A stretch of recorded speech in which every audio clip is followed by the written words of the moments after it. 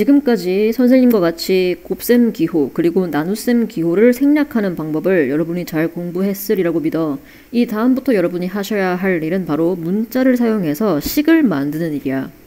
여기서부터 많은 학생들이 어려움을 겪곤 하는데 이제 첫 단추를 잘 꿰는 게 중요해. 문자를 사용하는데 익숙해지고 또 문자를 사용해서 식을 만드는 것에까지 여러분이 꼭 익숙해지셔야 이 뒤에 나올 내용들까지 무리 없이 소화할 수가 있어. 그러니까 잘 들어보자. 문자를 사용한 식을 만드는 것은 간단합니다. 말로 설명하면 참 간단해. 첫 번째, 문제의 뜻을 파악해서 규칙을 찾는다. 그 다음 두 번째, 문자를 사용해서 여러분이 찾은 그 규칙에 맞도록 식을 세웁니다. 이게 끝이야. 이 두 가지 단계만 거치면 여러분이 문자를 사용해서 식을 만들 수 있긴 해. 그런데 이게 무슨 말인지 알겠니? 무슨 말인지 잘 모를 거야. 감이 안 올 거야. 그래서 이렇게 말로 설명하기보다는 바로 예를 들도록 할게. 먼저 첫 번째 대표적인 예를 보겠습니다. 바로 물건의 가격을 문자를 사용해서 나타내는 문제 유형입니다. 예를 들어서 우리가 문구점에 갔다고 가정을 하자. 문구점에 가서 지우개를 살 건데 지우개가 뭐 한 개에 얼마라고 할까? 요즘 지우개 얼마나 하니? 뭐 600원이라고 생각해보지 뭐. 한 개에 600원이야. 됐나? 그러면 여러분이 이제 한 개를 안 사고 두 개를 산다고 생각해봐. 그러면 지우개 두 개를 샀을 때는 여러분이 얼마를 내야 돼? 1,200원을 내야겠지. 근데 그 1,200원이 어떻게 나온 거야? 600에다가 뭘 곱한 거니? 지우개 개수, 즉 2를 곱한 거지. 그지? 이만큼을 내가 값으로 지불을 해야 돼. 마지막으로 하나만 더. 지우개를 만약에 5개 사면 어떻게 해야 되니? 물론 3,000원을 내야 한다는 것은 우리가 잘 알지. 일상생활에서 이런 계산을 잘 하잖아. 자주 하잖아. 그지? 그런데 그 3,000원 어디서 나왔어? 600에다가 지우개의 개수 5를 곱해준 거란 말이야. 맞니? 그러면 우리 이제 한 걸음 더 앞서 나가보자. 지우개가 이제 더 이상 숫자가 아닌 거야. 개수가 숫자가 아닌 거야. 지우개를 만약에 A개 샀다고 가정해보자. A개. 알겠니? 그러면 지우개를 A개 샀을 때 여러분은 얼마를 내야 될까?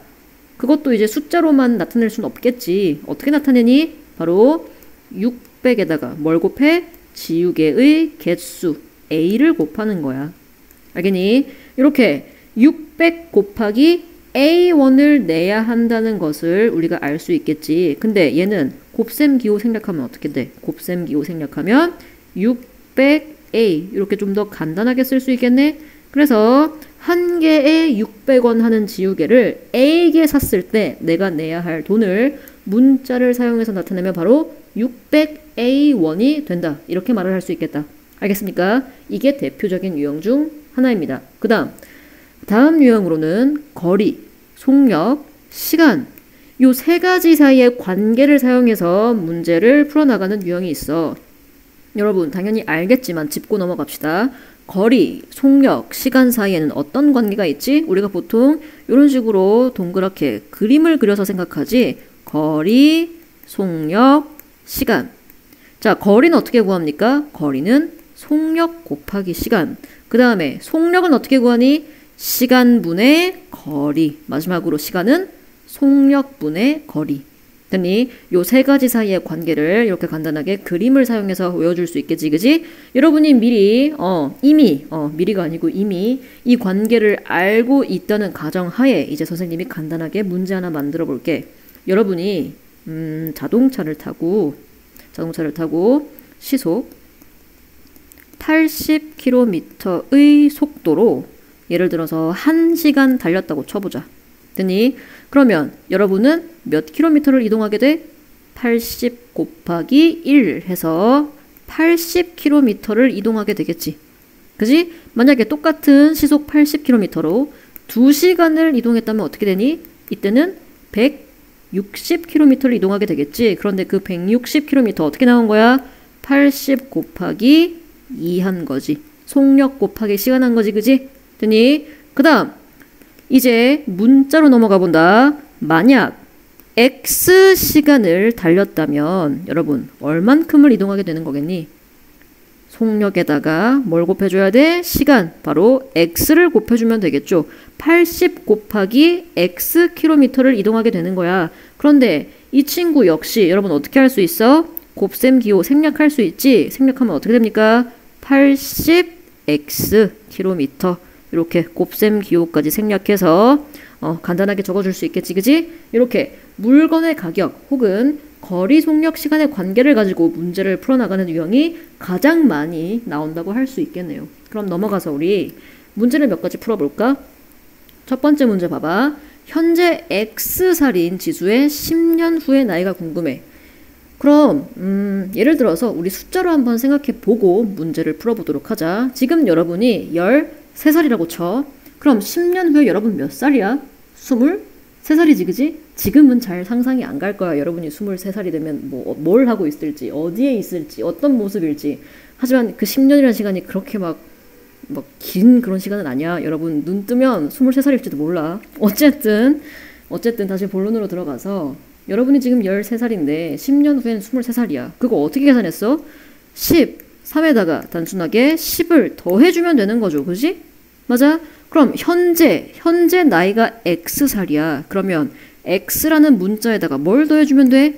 10이라는 숫자를 더해주면 되겠네. 이게 10년 후에 지수의 나이가 될 겁니다. 괜찮지?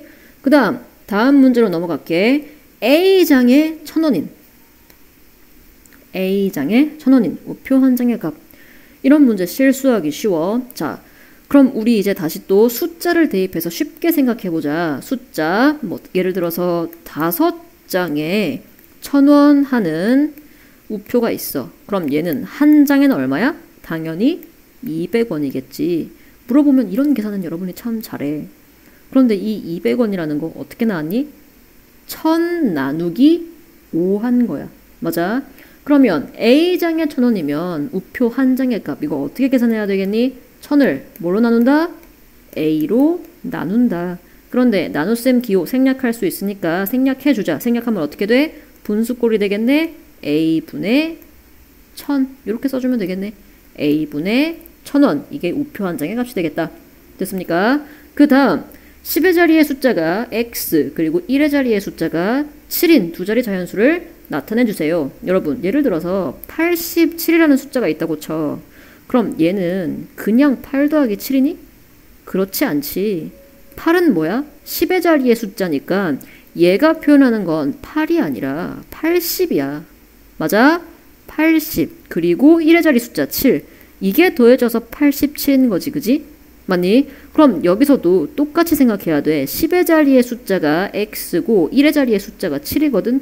그러면 그냥 X7 혹은 X 더하기 7 이런 식으로 쓰시면 안 된다는 거지. 맞니? 10의 자리의 숫자가 X라는 것은 저 X가 X 곱하기 10을 나타내고 있다는 거야. 맞아?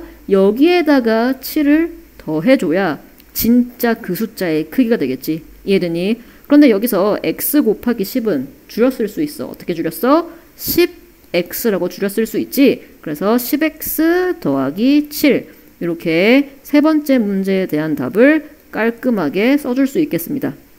그 다음 마지막으로 거리, 속력, 시간에 관한 문제를 봅시다. Akm의 거리를 시속 5km의 속력으로 걸었을 때 걸린 시간. 여러분 시간은 어떻게 구한다고? 시간은 속력분의 거리 이렇게 구하지, 그지? 지금 속력이 얼마야? 시속 5km야. 그 다음에 거리는 Akm. 따라서 걸린 시간은 5분의 A 시간이라고 써주면 되겠습니다. 여기까지 선생님과 기본적인 4문제 풀어봤고요. 여러분이 좀 더 많은 문제들을 접하면서 문자를 사용해서 어떻게 식을 만들 수 있을지 최대한 많은 훈련을 거치는 게 가장 중요합니다. 알겠습니까? 오늘도 여러분 수고 많으셨습니다. 다음에 또 봅시다. 안녕.